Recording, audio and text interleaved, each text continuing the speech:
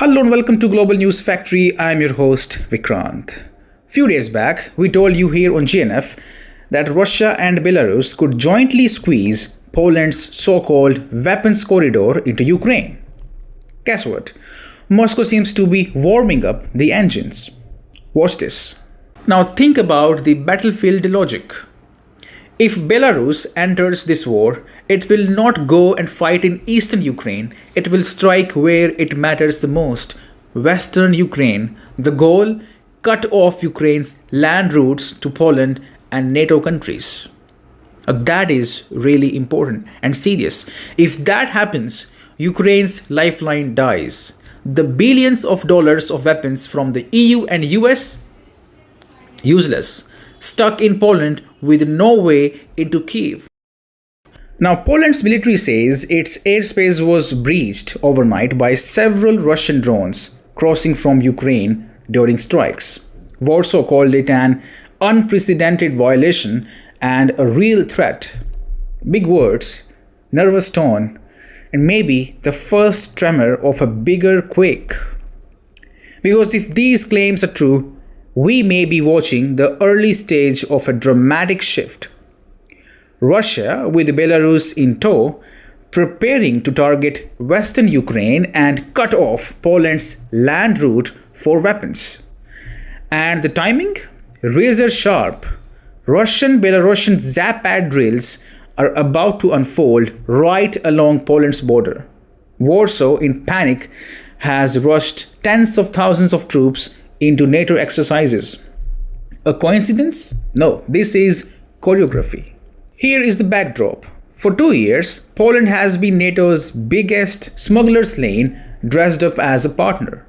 Tanks, HIMARS, drones, shells, all of it flows from US and Germany into Ukraine through Polish rails and roads. Quietly, Poland turned itself into NATO's main artery, the lifeline keeping Ukraine's army on Western ventilators.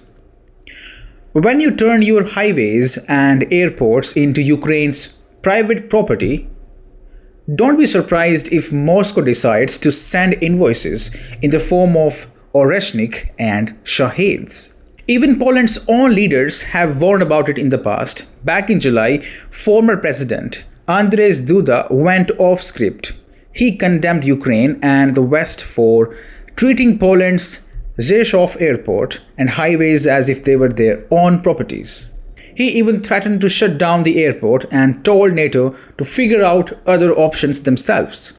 Now that was not a random rant, that was a moment of clarity. He realized what Warsaw's NATO cheerleaders would not admit, that Poland has painted a bullseye on itself. And now, guess what? Reports from Ukraine say at least one Russian drone was spotted heading towards Rzeszów airport during the Tuesday attack. Now let that sink in. The very airport Duda warned about, the very hub the West relies on, might already be in Moscow's crosshairs. If that is true, then future strikes are not a question of if, but when. Poland wanted to play middleman. It wanted to be the loud NATO hawk, the faithful courier of American weapons, the one who pretended to be on the front line without actually fighting. But history has a brutal sense of irony. The courier always becomes the target. Putin's message is brutally clear and simple. Shut the corridor down or Russian missiles will do it for you. Moscow does not bluff on these things, and with Belarus standing right next to Poland, the threat doubles. What Warsaw sees today as drones violating airspace, it might tomorrow see as missiles slamming into depots, rails, and runways. And here is the real kicker. The West cannot really afford to lose Poland's corridor. Without it, Ukraine's supply lines choke. Tanks don't move, guns fall silent. The miracle pipeline of NATO aid dries up. And suddenly, Zelensky's battlefield becomes a desert. So Poland stands in a deadly bind. Stay in the game and risk becoming a battlefield itself, or pull out and watch Ukraine collapse faster than they expected. Either way, Warsaw is learning a lesson it ignored for the last 2 years. You cannot light your neighbor's house on fire without the sparks landing on your own roof. Moving on. The problem with a corrupt regime is not just what it does in power. The real trouble starts when insiders walk out. Ministers, advisors, diplomats, they don't just live with their jackets, they live with secrets. Secrets sharp enough to slice through the head of the government. Right now, Zelensky has a problem named Dmitry Kuleba. Kuleba, Ukraine's former foreign minister, has turned from loyal soldier of the regime into its biggest liability. He slipped out of Ukraine just before Zelensky signed a decree that banned ex-diplomats from foreign travel. Pure coincidence? Please. Kuleba got away and now he is in Poland, whispering to Italian newspapers. Listen to what he told La Repubblica. I'm quoting. The truth is that Zelensky and his entourage do not want us to go abroad and say things they believe might be contrary to the official government's line. Translation? Kuleba knows things, dangerous things Zelensky does not want floating around Europe's cafes and conferences.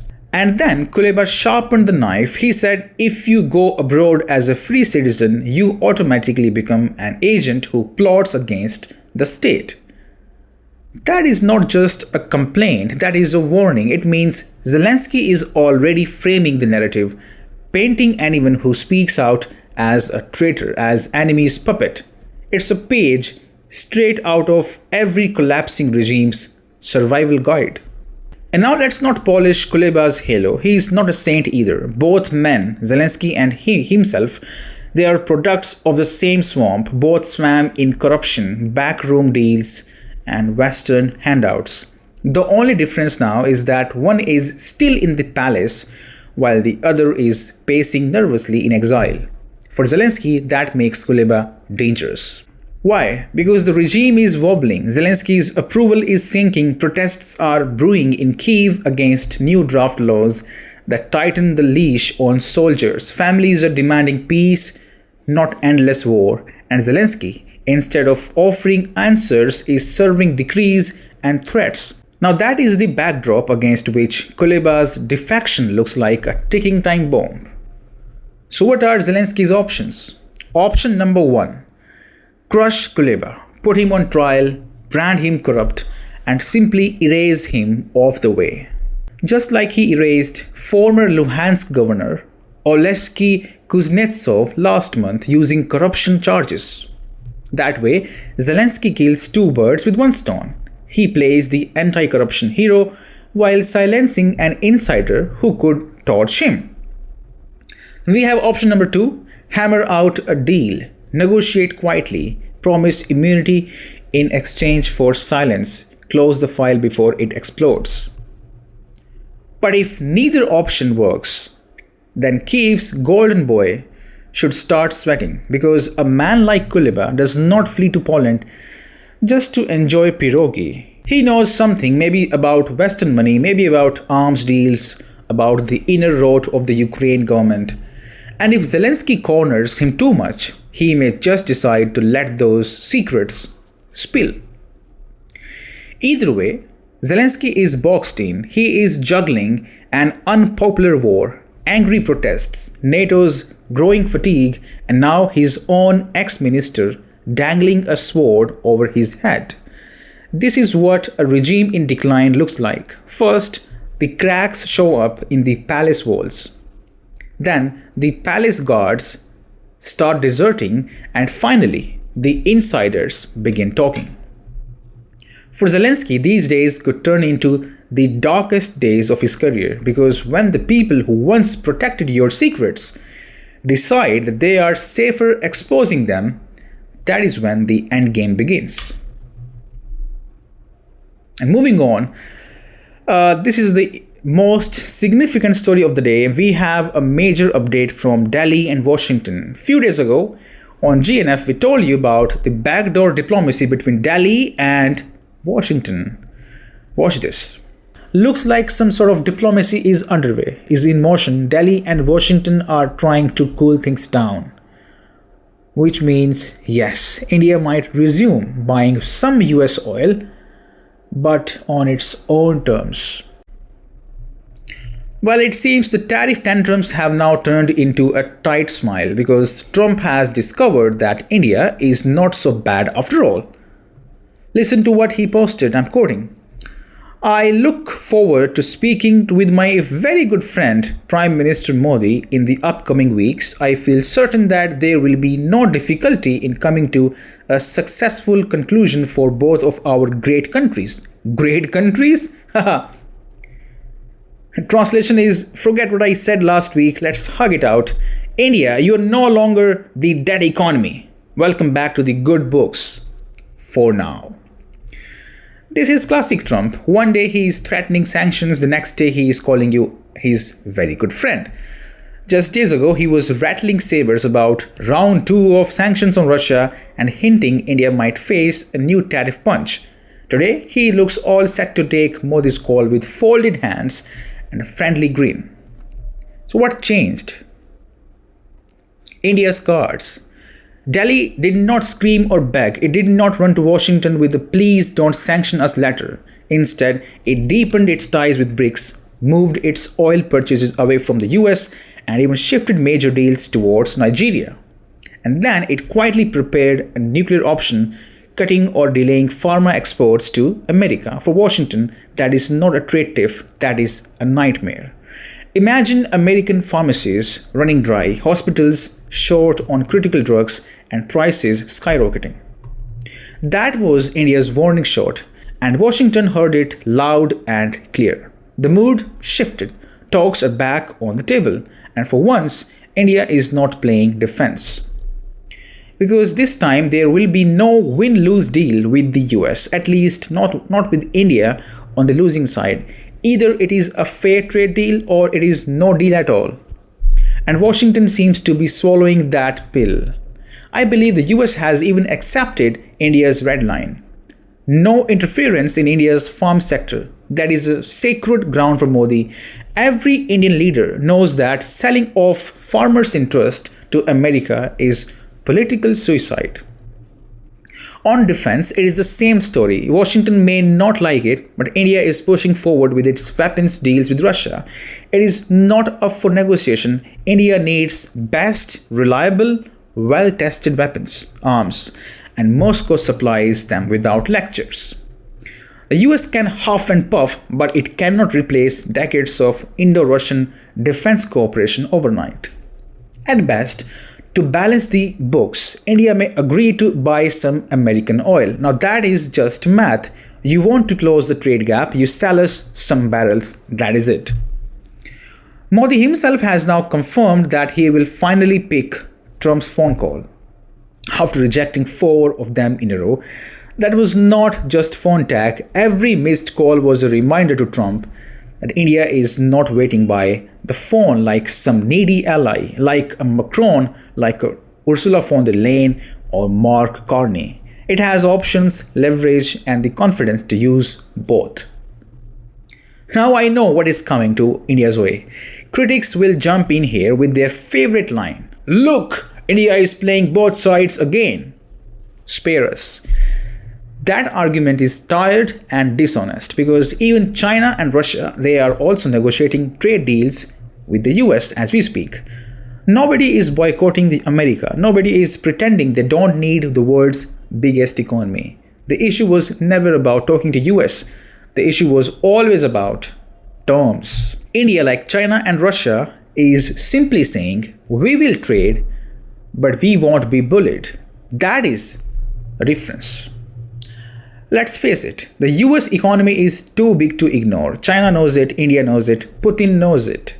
Everyone knows it. America is still the world's largest consumer market. Walking away entirely is unrealistic, but engaging on your own terms, that is power.